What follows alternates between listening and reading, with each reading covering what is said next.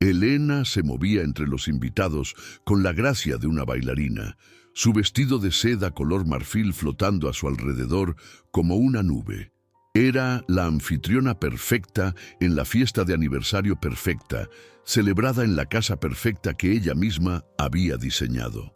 Cada detalle, desde las orquídeas blancas que adornaban las mesas de mármol hasta la suave melodía de un cuarteto de jazz, hablaba de un éxito medido y una elegancia serena. Para el mundo, Elena y Marcos eran el epítome de la pareja poderosa. Ella, una arquitecta de interiores de renombre. Él, un carismático empresario cuyo nombre abría todas las puertas. Pero tras esa sonrisa ensayada, se escondía un desierto. El silencio de un vientre que se negaba a florecer, un dolor sordo que años de tratamientos de fertilidad no habían hecho más que agudizar. El conflicto no era un estruendo, sino un susurro constante en el fondo de su vida.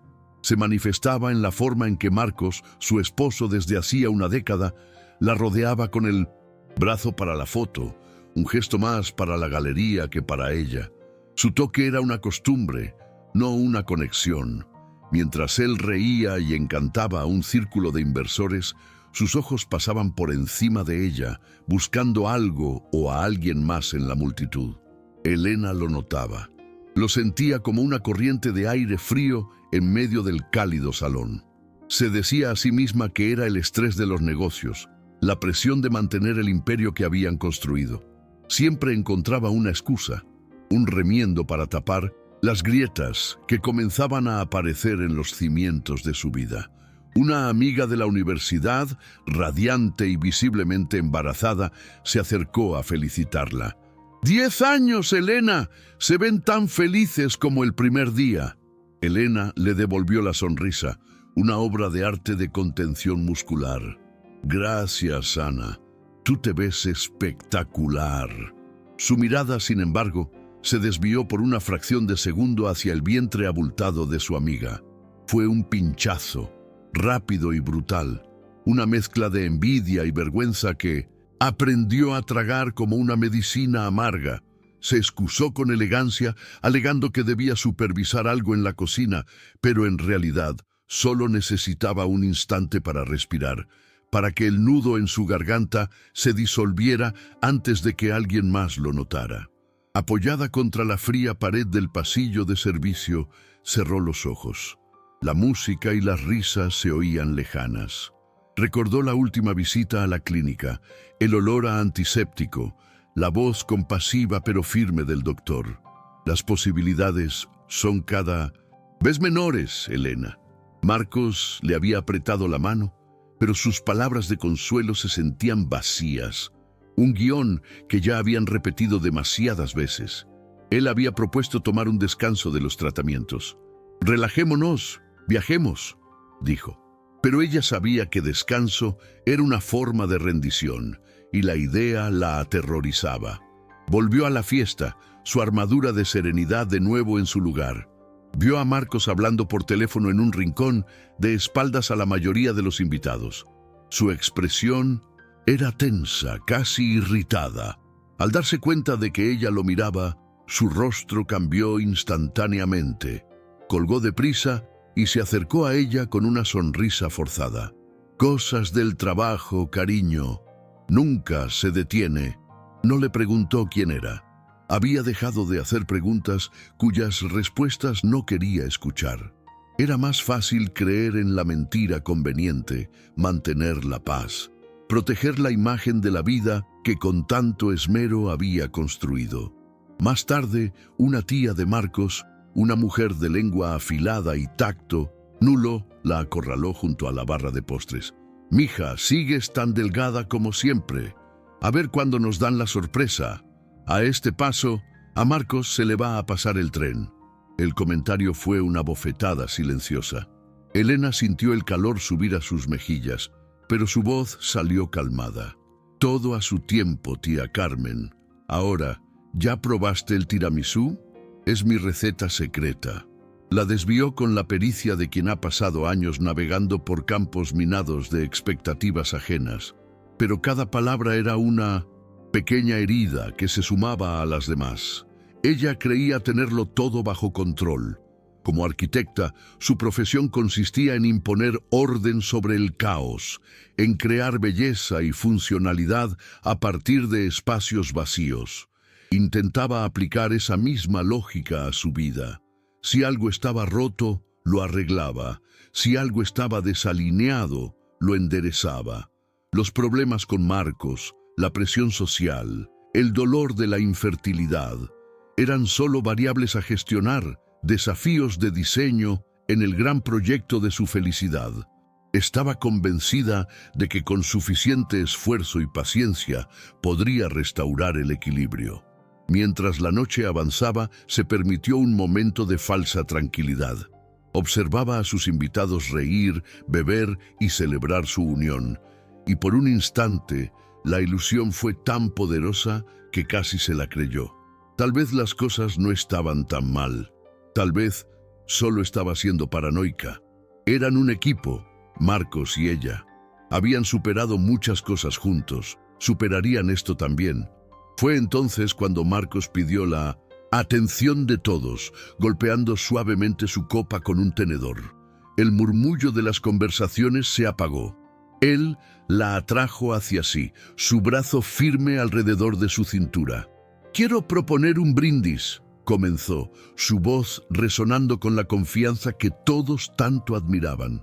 «Por mi maravillosa esposa Elena, la arquitecta no solo de nuestra casa, sino de mi vida». Las palabras eran hermosas, perfectas para la ocasión. Elena levantó la vista hacia él, intentando encontrar en sus ojos un rastro de la sinceridad que su voz proyectaba. Pero la mirada de Marcos no estaba en ella. Se había desviado hacia un punto entre la multitud. Un escalofrío recorrió la espalda de Elena. Algo estaba mal. El aire se sentía denso, cargado de una electricidad ominosa. Y entonces la vio. Una figura joven y deslumbrante se abría paso entre los invitados, con una sonrisa que no auguraba nada bueno. Era Sofía, la asistente de Marcos, y se dirigía directamente hacia ellos.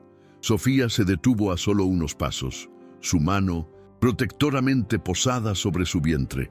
El gesto era una declaración de guerra. El silencio en el salón era tan profundo que el tintineo de un cubierto al caer sonó como un disparo. Todas las miradas, antes llenas de admiración, ahora estaban clavadas en Elena, cargadas de una curiosidad morbosa, esperando la explosión, el llanto, el escándalo. La voz de Sofía, clara y venenosa, cortó el aire. «Estoy embarazada de tu marido, y pronto te lo quitaré todo». El impacto recorrió el cuerpo de Elena como una descarga eléctrica. Sintió como la sangre abandonaba su rostro. El aire se espesaba en sus pulmones y el suelo parecía inclinarse bajo sus pies. Pero el colapso que todos esperaban no llegó. En su interior algo se rompió. Sí, pero en su lugar no quedó un vacío, sino un hielo afilado. Su mirada se desvió del rostro triunfante de Sofía al de su esposo. Marcos estaba pálido, su boca entreabierta en una mueca de pánico. Sus ojos suplicaban, pero no pedían perdón. Pedían silencio. Elena no le concedió nada. No gritó, no lloró. Su rostro, tras el shock inicial, se endureció en una máscara de calma gélida, casi antinatural. Lentamente se separó del brazo de Marcos, como si su contacto quemara. Dio un paso al frente, su mirada fija en Sofía. Su voz, cuando finalmente habló, fue un susurro que resonó en todo el salón. «Felicidades», dijo. Y luego se dio la vuelta y se marchó. No corrió.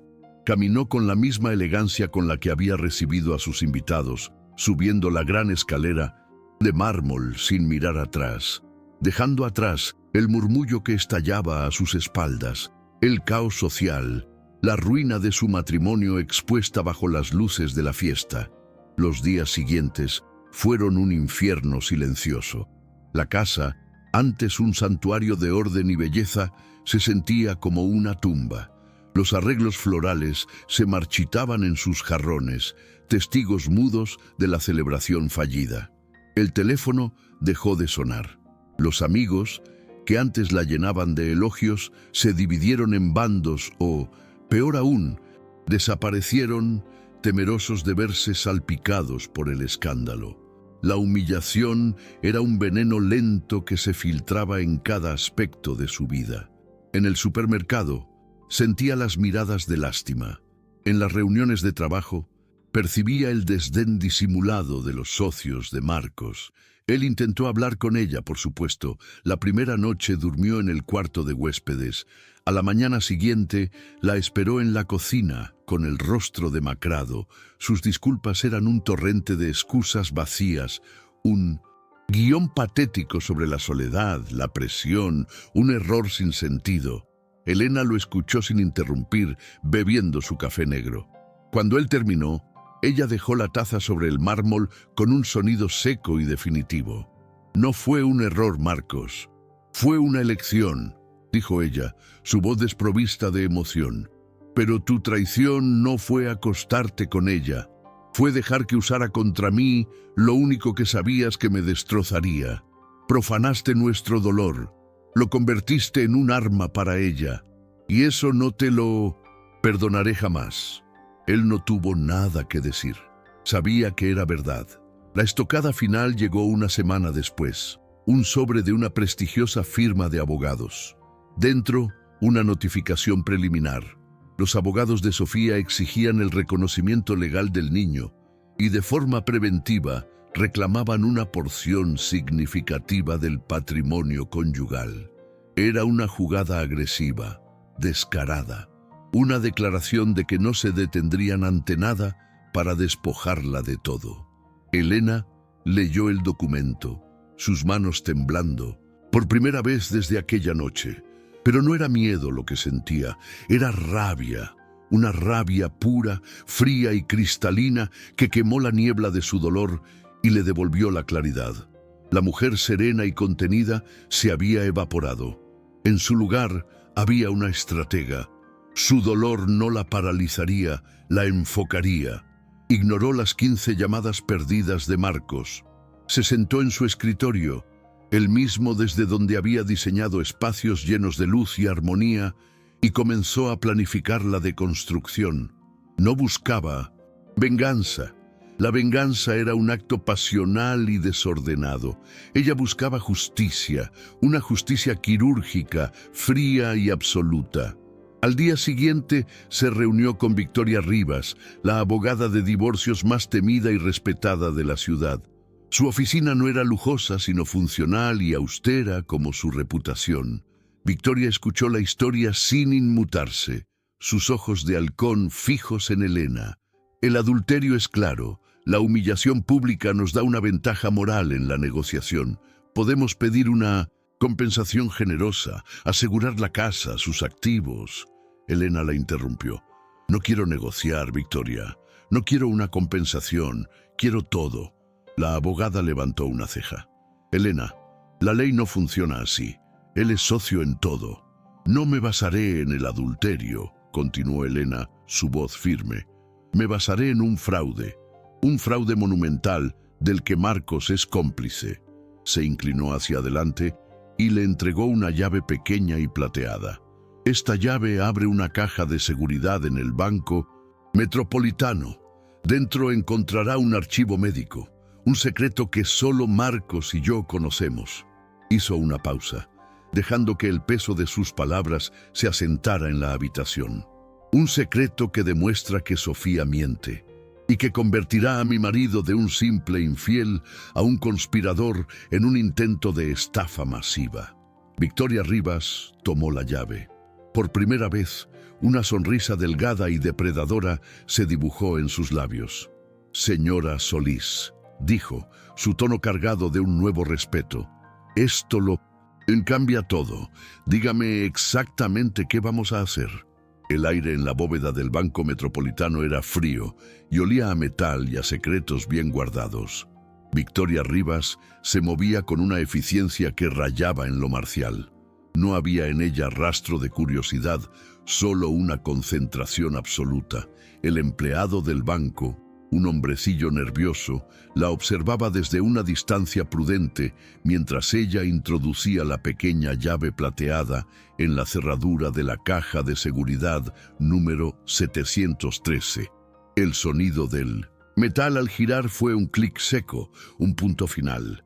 Dentro, tal como Elena había descrito, no había joyas ni fajos de billetes, solo un sobre manila, delgado y anónimo. Victoria no lo abrió allí. Se lo llevó a su oficina, un santuario de cuero oscuro y madera, donde las batallas se ganaban mucho antes de pisar un tribunal. Colocó el sobre su escritorio de caoba y lo examinó por un momento. Era un objeto insignificante que contenía el poder de una bomba atómica. Con un abrecartas de plata, rasgó el papel con precisión quirúrgica. Dentro, varias hojas. Un informe de laboratorio, un resumen médico firmado por el doctor Alan Carmichael, jefe de urología del Hospital Central. Las palabras claves saltaban a la vista. Vasectomía, procedimiento exitoso, conteo de esperma, 0. Paciente, Marcos Solís. Fecha, 14 de octubre, 5 años atrás. Victoria se reclinó en su silla, una sonrisa casi imperceptible jugando en sus labios. Levantó el teléfono y marcó el número de Elena. No hubo preámbulos. Lo tengo, dijo. Es exactamente como dijiste, impecable. Del otro lado de la línea, Elena cerró los ojos. No sintió alivio ni alegría. Sintió una extraña calma, como el ojo de un huracán. Bien, fue todo lo que dijo. Ahora, la estrategia, continuó Victoria, su voz volviéndose más afilada. El equipo de Sofía ya nos contactó. Proponen una reunión amistosa para discutir un acuerdo de confidencialidad y una pensión prenatal generosa. Están probando las aguas esperando que te quiebres y pagues para evitar más escándalo. No habrá acuerdo, respondió Elena, su voz tan fría como el mármol de su cocina. Exacto, afirmó la abogada. Vamos a dejar que sigan avanzando, que se sientan seguros, que presenten su demanda formal, que hagan sus amenazas públicas a través de la prensa sensacionalista. Dejaremos que construyan su propia pira funeraria, ladrillo por ladrillo. Mientras tanto, en un lujoso departamento con vistas a la ciudad, Sofía se paseaba impaciente. Marcos le había alquilado ese nido temporal mientras se resolvía el asunto. ¿Por qué tarda tanto?, se quejaba, su mano sobre un vientre todavía plano. Esa mujer debería estar rogándonos de rodillas. ¿No se da cuenta de que la tenemos acorralada? Marcos, por su parte, sentía una creciente ansiedad que no lograba disimular. La frialdad de Elena lo desconcertaba. Esperaba llanto, gritos, una negociación desesperada. Pero solo había encontrado un muro de silencio. Le enviaba mensajes de texto a diario, una mezcla patética de súplicas y amenazas veladas. Elena, por favor, hablemos, no destruyas todo lo que construimos. Piensa en tu reputación, un escándalo así te hundirá. Podemos resolver esto civilizadamente, por los viejos tiempos. Ella leía cada mensaje y luego lo borraba sin responder. Los viejos tiempos estaban muertos y él los había asesinado. Los días se convirtieron en semanas. Elena comenzó un ritual silencioso. Vació el armario de Marcos, doblando sus trajes de diseñador y sus camisas de seda con una precisión mecánica. Guardó sus relojes, sus libros, sus fotografías. No había lágrimas, solo una eficiencia metódica, como si estuviera desmantelando un escenario. Cada objeto que guardaba en una caja era un ancla que cortaba, liberándola del peso de una década de mentiras compartidas. La casa, su obra maestra, comenzó a respirar de nuevo. Se sentía más luminosa, más suya. Su trabajo se convirtió en su refugio y su fortaleza. Se sumergió en nuevos proyectos con una ferocidad que sorprendió a sus clientes y a su equipo. Su creatividad, antes ahogada por la tensión de su vida personal, floreció. Sus diseños se volvieron más audaces, más innovadores. Estaba construyendo de nuevo, pero esta vez solo para ella. La demanda de Sofía llegó, tal como Victoria había predicho. Era un documento arrogante y agresivo, lleno de acusaciones y exigencias exorbitantes. Reclamaba la mitad de la fortuna conyugal, la casa y una pensión que garantizaría una vida de lujo para ella y el heredero no nacido de Marcos Solís. La noticia se filtró a la prensa y el nombre de Elena fue arrastrado por el fango de los tabloides. La esposa estéril y vengativa titulaba un portal de chismes. Elena leyó el titular y por primera vez en mucho tiempo se rió. Una risa seca, sin alegría, pero liberadora. La estaban subestimando, y ese era el error más grande que podían cometer. La llamada de Victoria llegó el martes por la mañana. Su tono era el de un general a punto de dar la orden de ataque. Es mañana, a las 10, la reunión trimestral con los inversores de Solís Corp. Marcos presentará el plan de expansión. Es el escenario perfecto. Su carrera, su reputación y todo su capital social estarán en esa sala. Hubo una pausa. Victoria quería asegurarse de que Elena estaba lista. ¿Puedes hacerlo? Elena miró su reflejo en la ventana oscura de su estudio. La mujer que le devolvía la mirada ya no era la anfitriona perfecta ni la esposa doliente. Sus ojos, antes llenos de una tristeza velada, ahora brillaban con una determinación de acero. Había transformado su dolor en un arma y estaba lista para usarla. «Estaré allí», respondió, su voz firme y clara. «Es hora de demoler el edificio». La sala de juntas de Solís Corp era un acuario de poder, un largo rectángulo de cristal y acero suspendido en el piso 30, con vistas a una ciudad que parecía un juguete a sus pies. Dentro, el aire era denso, olía a café caro, a ambición y a un miedo apenas disimulado. 12 figuras, hombres y mujeres con trajes que costaban más que un auto de gama media, escuchaban con atención a Marcos Solís. Él estaba en su elemento, de pie a la cabeza de la mesa de caoba pulida, gesticulando con una confianza que siempre había sido su mayor activo. En la pantalla detrás de él, gráficos ascendentes y proyecciones optimistas pintaban un futuro de prosperidad infinita. Y con esta nueva adquisición, decía Marcos, su voz resonando con una estudiada pasión, no solo consolidaremos nuestro liderazgo en el mercado nacional, sino que abriremos las puertas a una expansión internacional sin precedentes. Estamos hablando de un legado, señores, un futuro que... La puerta de la sala se abrió sin previo aviso.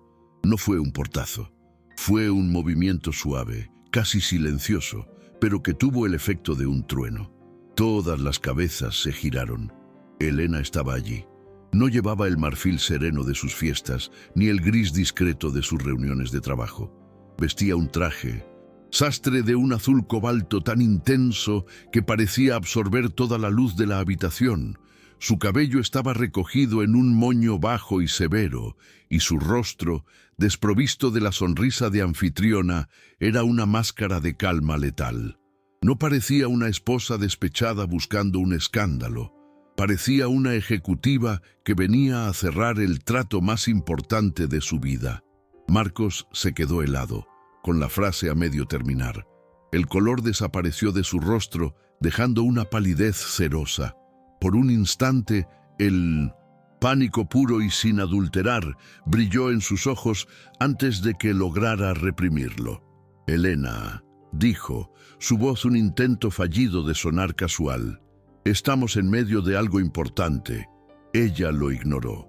Su mirada recorrió a cada uno de los inversores sentados a la mesa, estableciendo contacto visual con una autoridad silenciosa que los hizo enderezarse en sus asientos. Luego, caminó hacia la mesa. Sus tacones producían un sonido rítmico y deliberado sobre el suelo de mármol, el único sonido en la habitación. No se detuvo a su lado. Se detuvo en el extremo opuesto, frente a él, como dos monarcas en un tablero de ajedrez. En su mano llevaba una delgada carpeta de cuero negro. La colocó sobre la mesa con un sonido suave y definitivo que resonó en el silencio. «Disculpen la interrupción», dijo Elena, su voz tranquila pero cortante, dirigiéndose a los inversores, no a su esposo. «Sé que su tiempo es valioso, así que seré breve». Su mirada finalmente se posó en Marcos. «Antes de que continúes, hablando de futuros proyectos y legados, Marcos, quizás deberías aclarar este». Abrió la carpeta. Dentro había un único documento. Lo deslizó por la superficie pulida de la mesa hasta que se detuvo justo frente a él. «Es el informe médico que confirma tu vasectomía de hace 5 años», continuó, su voz sin un ápice de temblor.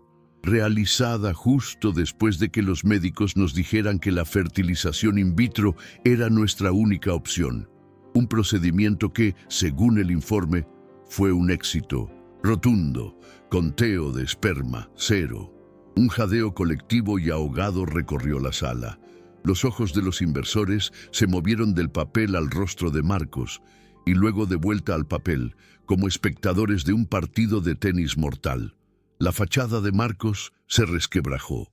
Su boca se abrió y se cerró, pero no salió ningún sonido. El carismático empresario, el hombre que podía vender hielo en el Ártico, se había quedado sin palabras. Elena no había terminado. «Imagino que esto complica un poco la reciente y muy pública demanda de paternidad en tu contra», añadió, su tono ahora teñido de un frío desprecio. «A menos, claro, que estuvieras al tanto de que todo era un fraude, un intento de estafa, lo que te convertiría, ante los ojos de la ley y de cualquier persona con un mínimo de decencia, no en una víctima, sino en un cómplice». Cada palabra era un clavo en el ataúd de su reputación. El aire se volvió irrespirable. Uno de los inversores más antiguos, un hombre de cabello plateado llamado señor Ishikawa, cerró lentamente su portátil con un clic definitivo. Fue el sonido de un imperio que se derrumbaba. Nadie miraba ya los gráficos en la pantalla. Todas las miradas estaban fijas en el sudor que perlaba la frente de Marcos. Elena recogió su carpeta vacía. No había necesidad de dejar el informe. El daño estaba hecho. La verdad había sido detonada. Se dio la vuelta. No le dirigió una última mirada a Marcos. No le concedió ese honor. Para ella, él ya no existía. Era solo un fantasma en las ruinas de una vida que ella acababa de demoler para poder construir la suya propia. Caminó hacia la puerta con la misma calma y dignidad con la que había entrado. Al pasar junto al señor Ishikawa, él asintió levemente, un gesto de respeto inesperado y profundo. Cuando la puerta se cerró tras ella, Elena no se detuvo. Siguió caminando por el pasillo de mármol, sus pasos firmes llevándola lejos del desastre que dejaba atrás. No sentía euforia, no sentía sed de venganza satisfecha. Sentía algo mucho más profundo. Sentía el silencio de un peso que finalmente había sido levantado de sus hombros. La quietud de una batalla que había terminado. La paz de un futuro que, por primera vez en una década, le pertenecía por completo. Por fin, era libre. El viaje en el ascensor hacia el vestíbulo fue un descenso a través del silencio. Cada piso que pasaba era una capa de su vieja vida que se desprendía. Cuando las puertas de acero se abrieron, la luz del mediodía la golpeó con una intensidad casi física, como si estuviera viendo el mundo por primera vez. El ruido de la ciudad, el tráfico, las sirenas lejanas, ya no sonaba como un caos amenazante, sino como el pulso de la vida. Una vida que ahora podía reclamar. Se detuvo en la acera, levantó el rostro hacia el sol y respiró hondo. Fue la primera bocanada de aire verdaderamente libre que había tomado en una década. No regresó a la casa, no de inmediato. Condujo sin rumbo, dejando que la ciudad se desdibujara a través del parabrisas, hasta que encontró un pequeño parque junto al río. Se sentó en una banca, bajo la sombra de un viejo roble, y observó el agua fluir, y entonces lloró. No fue el llanto desgarrado y desesperado que todos esperaban en la fiesta. Fue un llanto silencioso, profundo, liberador. Lágrimas que no eran por Marcos, ni por la traición, ni por los años perdidos. Eran para ella, por la mujer que había sobrevivido, por la fuerza que no sabía que tenía, por el futuro que acababa de abrirse a la fuerza. Más tarde esa tarde su teléfono vibró. Era Victoria. Su voz era tan nítida y precisa como un bisturí. Está hecho, Elena. El Consejo de Administración ha convocado una reunión de emergencia. Lo han suspendido de forma indefinida. Ishikawa y 2 inversores más han iniciado el proceso para retirar su capital. La historia ya se filtró a la prensa financiera, pero la narrativa es la que nosotros controlamos. No es un escándalo de infidelidad, es un caso de fraude corporativo y conspiración. Su carrera ha terminado. Elena escuchó las palabras, pero se sentían lejanas, como noticias de un país extranjero. «Gracias, Victoria», dijo simplemente. No había triunfo en su voz, solo un agotamiento profundo y una calma inmensa. El imperio de Marcos se derrumbaba, pero ella ya no estaba allí para verlo arder. Ya había pasado la página. Las semanas siguientes fueron un ejercicio de demolición y reconstrucción. Puso la casa en venta, la mansión que había sido su obra maestra y su prisión. Un agente inmobiliario, con ojos codiciosos, habló de su impecable gusto y del valor añadido que ella le había dado a la propiedad. Elena asintió indiferente. Para ella, esos muros de mármol y cristal solo guardaban el eco de las mentiras. Se vendió en menos de un mes a una pareja joven que no sabía nada de los fantasmas que habitaban sus pasillos. Con una parte del dinero, compró un loft en un antiguo distrito industrial que estaba siendo revitalizado. Era todo lo contrario a su vida. Anterior, paredes de ladrillo visto, vigas de acero, ventanas enormes que inundaban el espacio de una luz cruda y honesta. Era un lienzo en blanco, y por primera vez diseñaría un hogar solo para ella. Un lugar sin pretensiones, sin espacios para entretener a socios de negocios, sin una habitación de invitados para un marido que ya no existía. Un santuario de comodidad, de libros, de música y de silencio.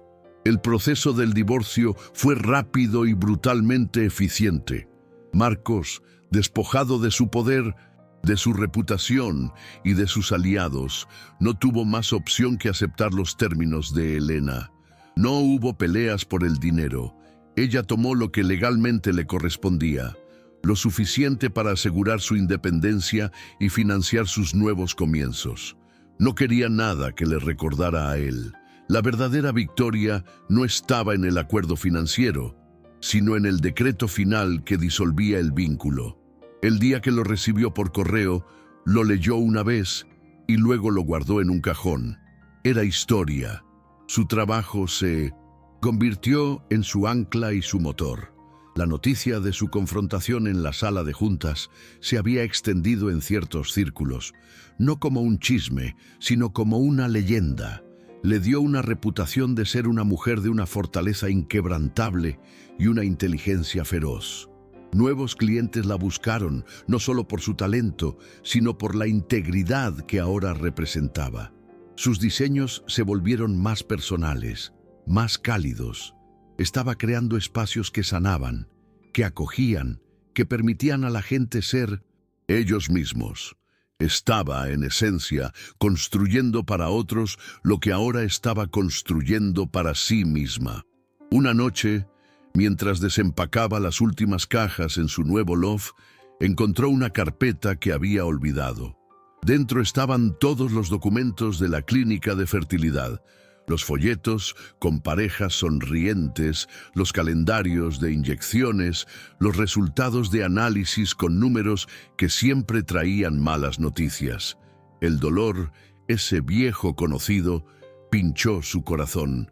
El anhelo de ser madre, el Sueño que había sido el epicentro de su sufrimiento. Seguía allí, latente. Se sentó en el suelo, rodeada de las paredes desnudas de su nuevo hogar. Miró los papeles y luego miró a su alrededor.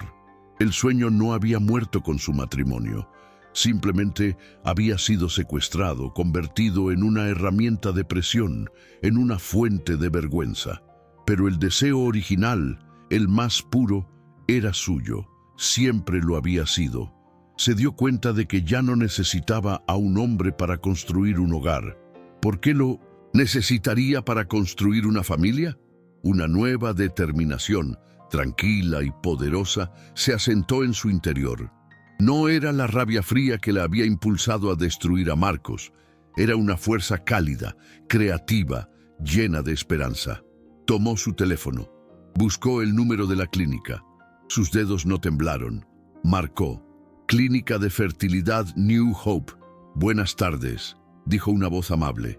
Elena respiró hondo, una sonrisa genuina, la primera en mucho tiempo, iluminando su rostro.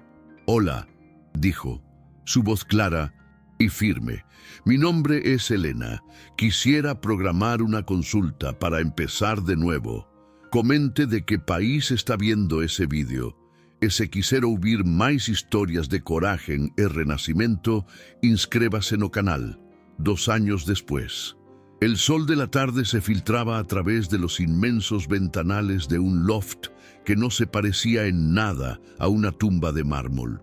Este lugar respiraba.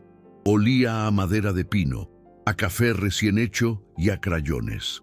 Las paredes de ladrillo visto estaban adornadas con bocetos arquitectónicos y, en un rincón, con los primeros garabatos de una artista muy pequeña. Este no era un espacio diseñado para impresionar, era un espacio diseñado para vivir.